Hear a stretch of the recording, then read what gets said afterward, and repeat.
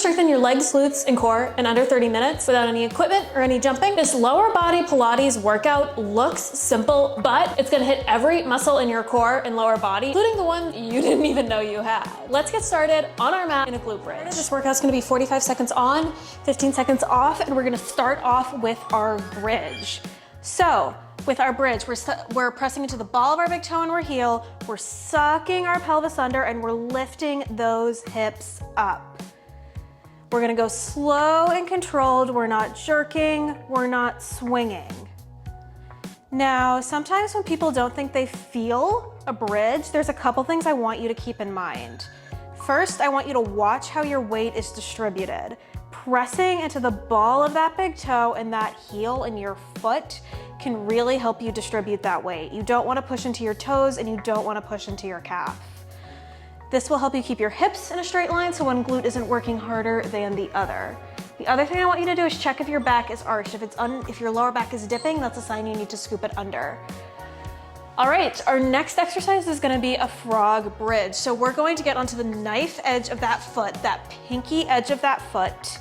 We're gonna press all our weight into there. Our big toes are gonna kiss. And we're gonna have our legs out in the Simon position. And we're gonna push up into that bridge just like we were before and coming back down. Now this variation of the bridge will target that glute medius muscle, or that muscle on the outer side of our glute, which is really important for hip stability and control. So if you're a runner, if you're a volleyball player, if you sit at a desk, it's really important to work that glute maximus muscle, which we just were, but also this glute medius. This frog bridge can really help isolate that relative to some other movements. All right, next we're going to do a bridge with alternating taps out. So we're gonna get into that bridge position like we were in our first exercise, but now we're gonna step one leg out to the side once we're at the max point of our range of motion. So, pelvis tucked under, pressing evenly into both glutes. My hips are in a straight line. I'm going to step that leg out to the side, come back in. We're gonna repeat that on the opposite side. This is gonna be alternating. Out to the side, come back in.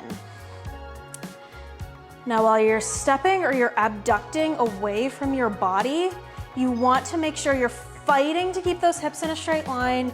You're sucking that pelvis down and under, and you're not sacrificing good form for the range of motion. If this is too difficult for you, try one of those previous bridge variations like the normal glute bridge or even the frog bridge.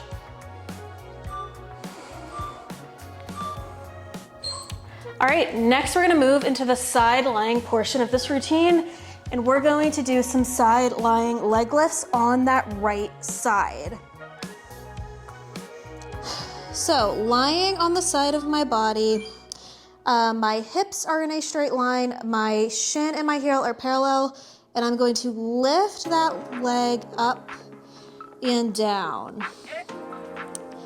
So this lift is really slow and controlled. You're trying to go on the same pace on the way up and the way down. We're not kicking, we're not throwing, we're really trying to burn out that glute muscle.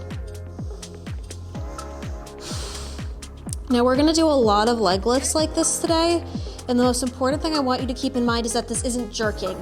I'm not kicking my leg up, I'm not kicking my leg forward. I am fighting to keep my body in a straight line and move. So next we're gonna do some pulses in this range of motion on that right side. So we're gonna stay in the side lying position and we're gonna move kind of through the middle range of motion up and down, and we're not gonna let tension come out of that leg. We're going up and down, fighting to keep my hips in a straight line, fighting to make sure I'm not opening back, I'm keeping my hips forward. I have my right arm out in front of me to help counterbalance my weight so I'm not falling backward here as well. I already feel this in my right glute. I hope you do as well. So we're just moving through that middle range of motion. We're trying not to stop that time under tension right here.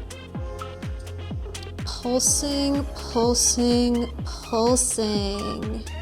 2, 1. All right, next we're gonna do those leg lifts on our left side. So we're gonna be lying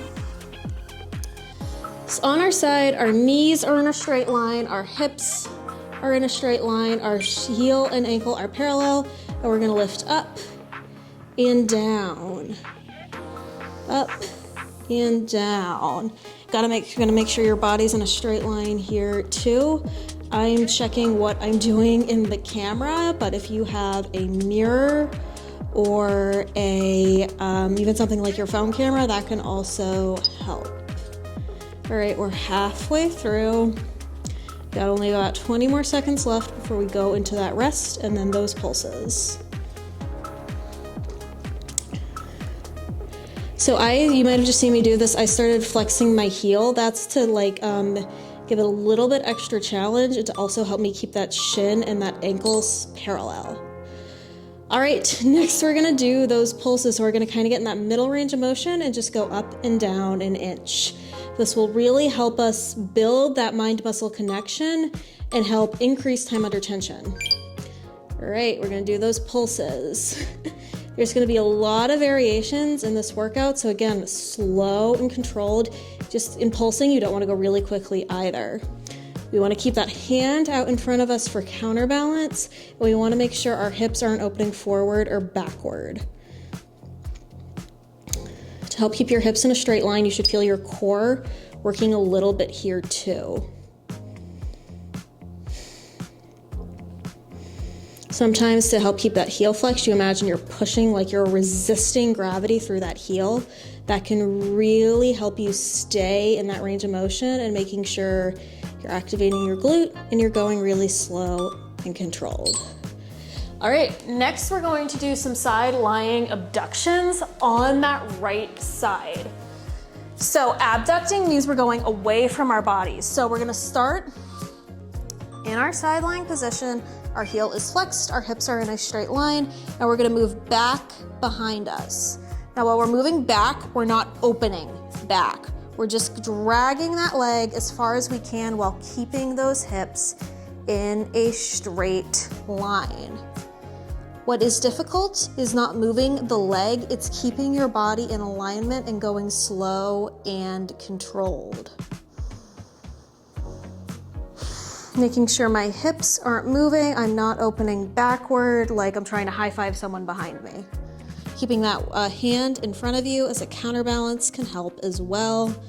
You might want to put it a little bit further in front of you since we're going a little bit further behind us.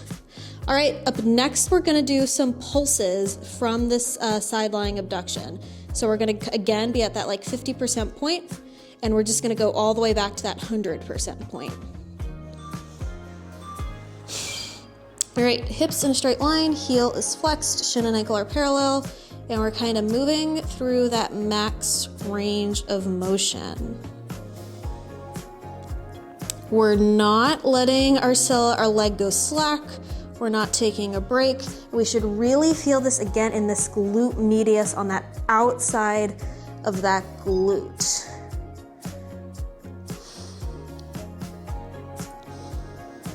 Inhale, exhale, try to time the bulk of that range of motion here as well.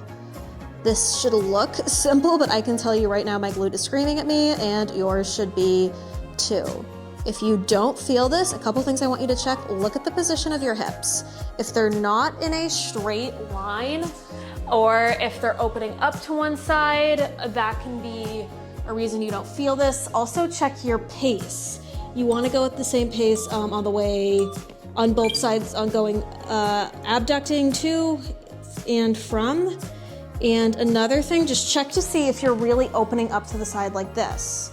If you're not keeping your body in alignment and giving yourself kind of that counterweight, that's another reason you might not be feeling this. Again, watch that pace. Try to count 1, 2, 3. 1, 2, 3.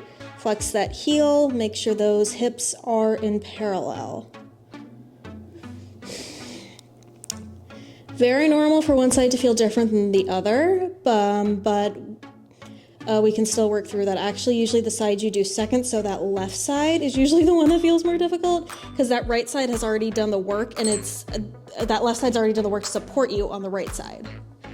All right, next we're gonna do those pulses. We're gonna stay lying on our back. We're gonna get to that 50% point, go to the 100% point, back to 50. Whew. I'm gonna move on that exhale, slow and controlled, and we're not forcing a range of motion at all. We're kind of almost like we're a ballerina dancing through molasses rather than a soccer player trying to kick something. This isn't a kick, this is a really controlled range of motion. Already halfway through, can do this. Remember to breathe, remember to keep those hips in alignment. If you need to lessen that range of motion to make sure your hips aren't opening and you can keep those hips in a straight line, that's also something that you should definitely do. All right, back onto that right side, and now we're gonna do front taps. So, instead of going to the side or behind us, now we're gonna do this in the front. So I'm gonna move here so I can make sure you can see. Our hips are in a straight line, and we're gonna tap to the front. We're imagining there's like a red dot right in front of us, and we're tapping. We're pointing down as we tap, but we're still keeping those hips in a straight line, that heel, that shin in a straight line as well. So from this position, the biggest mistake I see people make is like they wanna lie down like they're lying on their side like in a bed. But instead this is the one that's probably the most difficult to prop yourself up in and tap. Another thing while you're doing these taps, you shouldn't hear them as you're tapping. You should be just like putting a fingertip's worth of weight on the floor. You're not jamming like that. If you can hear yourself tap, that's a sign you need more control. All right, pulses. I'm sure you hate the pulses by now. If you do, be sure to leave me a comment. All right, so we're moving through like the 50 to the 100% range of motion. Up and down ever so slightly. We're keeping those hips in a straight line. We're using that hand to counterbalance, and we're tapping. Flexing that heel to make sure we're activating that glute. This one is definitely the most difficult one for me, and we're saving it till the end. So like I already feel the glutes on fire, and if you don't as well, remember those things I said earlier about checking your alignment, checking the pace of your range of motion, and checking if that heel, that ankle in a straight line, and if they're not, be sure to flex it. All right, going on to that left side, and we're gonna do those front taps one more time.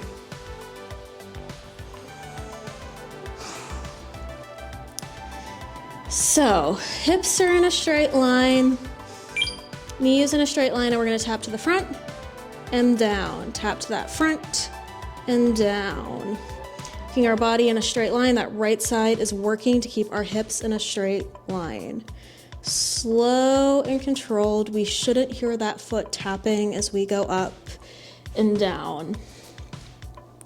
Now, while I first learned how to do this was something where I thought like I could throw my leg around and it would be really effective.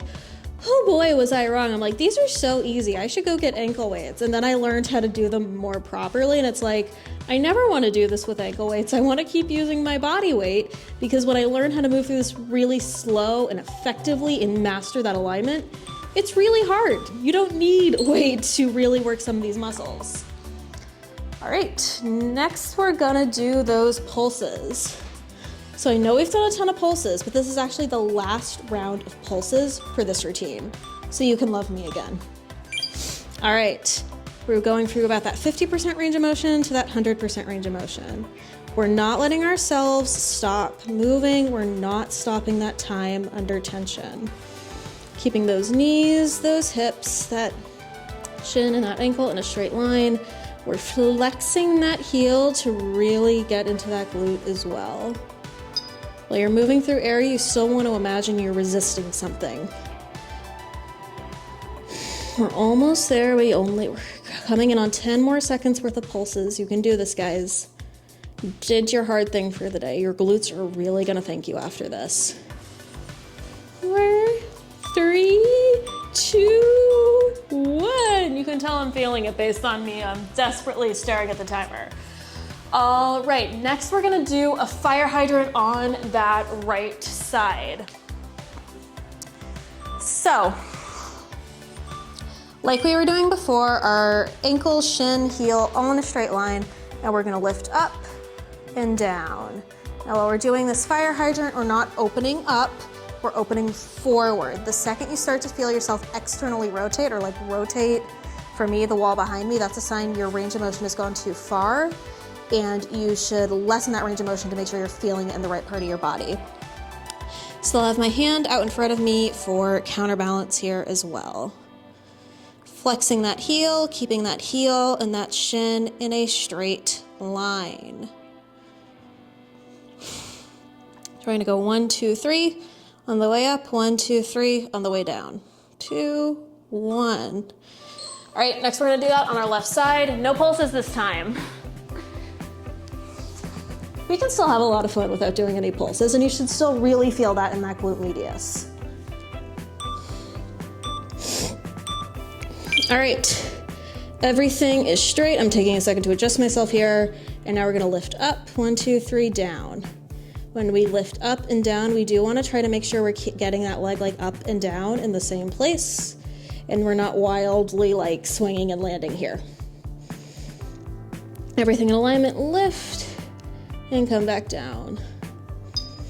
Now, I've said this a few times, but when we time a lot of that movement to our exhale, we're really also getting some good core work in as well, because that will activate that transverse abdominis, or that really deep layer of your core that wraps around you like a corset and holds you upright.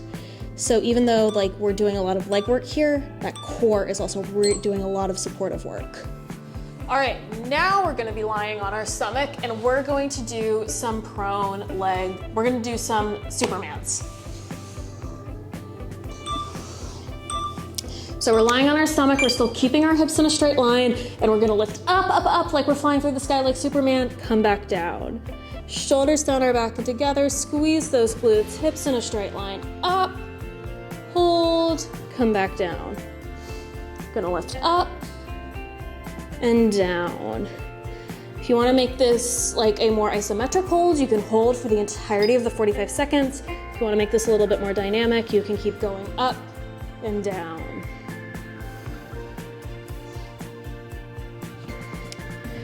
Just like we did in the past, we also want to try to move on that exhale here as well. Just because we're working that posterior chain doesn't mean our abs aren't working. All right, now we're on to our final exercise, which is gonna be a prone double tap. So we're gonna stay lying on our stomach and we're gonna tap those heels together twice in the middle.